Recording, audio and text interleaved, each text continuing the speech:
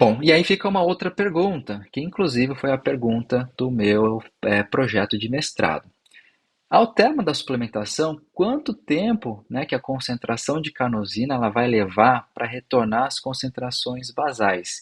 E isso é o que nós chamamos de tempo de washout. Ou seja, uma vez que eu suplementei, quanto tempo depois que eu interrompi a suplementação, a minha concentração de carnosina no músculo vai permanecer aumentada? E aí vem o meu estudo, que também foi realizado durante um período de 24 semanas, um pouco diferente, né, do trabalho do Brian, porque basicamente o meu trabalho seria uma continuação do dele. E aí o que nós avaliamos, né, nesse trabalho foi exatamente esse tempo de washout, ou seja, né, depois que nós suplementarmos os indivíduos, vamos avaliar aqui a concentração de carnosina no músculo durante um período de tempo e ver como que essa carnosina está se comportando, ou seja, como que ela está decaindo. Então, o desenho do experimento basicamente foram 8 semanas de suplementação com 6,4 gramas de betalanina, ou seja, os indivíduos durante 2 meses, basicamente. Aqui vocês estão vendo o desenho experimental, durante o período pré e pós, eles suplementavam com essa dose, e depois que eles paravam a suplementação, eu realizava biópsias em determinados períodos, justamente para detectar essa queda de carnosina que aconteceria no tecido muscular. E basicamente o que eu observei foi que todos os indivíduos que suplementaram com betalanina apresentaram um aumento de carnosina no músculo que era esperado, né? Esse aumento foi na ordem ali de 90%, tá? O que também é bastante significativo. E o que foi observado é que a partir da 12ª semana já não havia mais diferença estatística entre o conteúdo de carnosina do basal.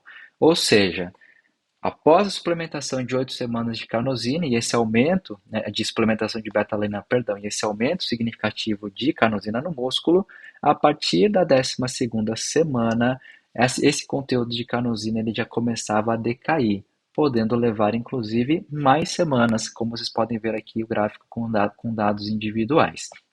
Ou seja, de maneira geral, a gente sabe que a carnosina, ela apresenta uma certa estabilidade na musculatura, ou seja, ela ainda vai ficar um tempo relativamente longo, e aqui a gente está falando de 12 a 16 semanas, ainda aumentado no tecido muscular. De novo, dá para suplementar, interromper a suplementação, né, por algumas semanas, e aqui a gente está falando até 12 semanas, e você retomar essa suplementação posteriormente, porque ainda haverá um resíduo, vamos dizer assim, né, um efeito residual dessa carnosina.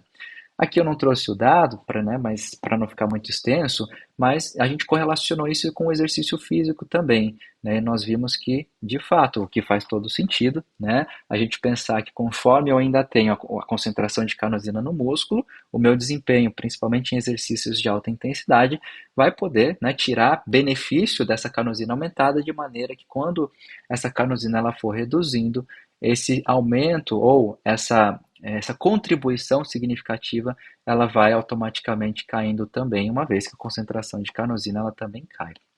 Então, isso aqui trouxe insights importantes para nós, principalmente no que se refere a essas estratégias de suplementação, de maneira que o indivíduo pode suplementar, interromper, permanecer algumas semanas sem e retornar sem perder ali o efeito da carnosina no desempenho.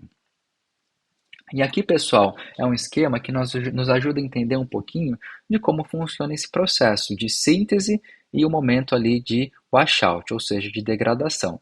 Basicamente, pessoal, aqui, essa primeira imagem mostra a síntese de carnosina no músculo que eu expliquei para vocês lá na aula de metabolismo da carnosina.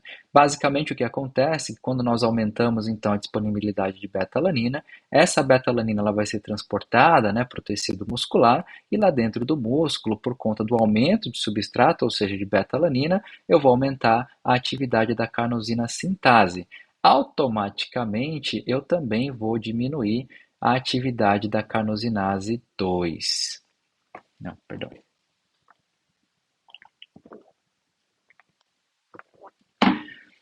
E aqui, pessoal, basicamente é um esquema para a gente entender como se dá esse processo. Então, aqui na imagem acima, vocês estão vendo uma imagem muito parecida do que eu apresentei lá na mini aula de metabolismo da carnosina, aonde o aumento da disponibilidade de betalanina no músculo vai aonde o aumento da disponibilidade de betalanina no meu tecido. E aqui, pessoal, eu mostro para vocês basicamente um esqueminha que nos ajuda a entender como que esse processo de washout ele se dá. Então, basicamente, durante o período de suplementação, onde há o aumento da disponibilidade de beta-alanina, essa beta-alanina ela vai ser transportada para dentro do tecido muscular, e lá dentro do tecido muscular a gente vai ter a carnosina sintase atuando no aumento do produto que seria a carnosina.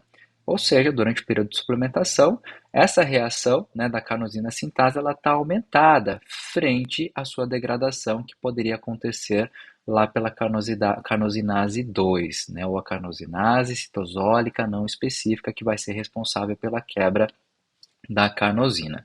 Quando o indivíduo cessa a suplementação, consequentemente a gente diminui a disponibilidade de beta-alanina tanto no sangue quanto no músculo. A atividade da carnosina sintase, obviamente, ela vai sofrer um feedback negativo, de maneira que a síntese de carnosina ela não vai ficar aumentada. A gente vai saber, na verdade, que a carnosina ela não vai ter mais substrato e, portanto, a degradação realizada, né, pela carnosinase 2 ela vai prevalecer sobre a síntese, de maneira que a carnosina ela comece a retornar os valores basais. Existem algumas outras hipóteses que poderiam explicar essa queda também, né, da redução, aliás, essa diminuição da carnosina para os valores basais, que poderia acontecer, né, o extravasamento dessa carnosina por transportadores específicos, de maneira a ir para o plasma, e no plasma a carnosinase 1 seria responsável por quebrar, né, a carnosina em beta-alanina e alistidina, mas isso ainda fica bastante interrogado, porque, como eu falei para vocês, ainda não se sabe exatamente se esse processo de fato ele se daria, né, esse transporte de carnosina não somente para dentro, como para fora. Né? Então, o fato é que a expressão gênica desses transportadores existem, mas se a carnosina de fato ela vai extravasar, é outra coisa. Alguns estudos sugerem que durante o exercício, por conta da lesão, das microlesões, isso ajudaria a carnosina também a ser extravasada de maneira a diminuir e contribuir para o washout também da carnosina ali dentro do músculo. Mas a hipótese que a gente propõe, inclusive, ali no artigo, é justamente esse desbalanço entre a redução da síntese por conta, né, dessa relação substrato e enzima e a prevalência aqui da carnosinase 2 em degradar a carnosina do músculo.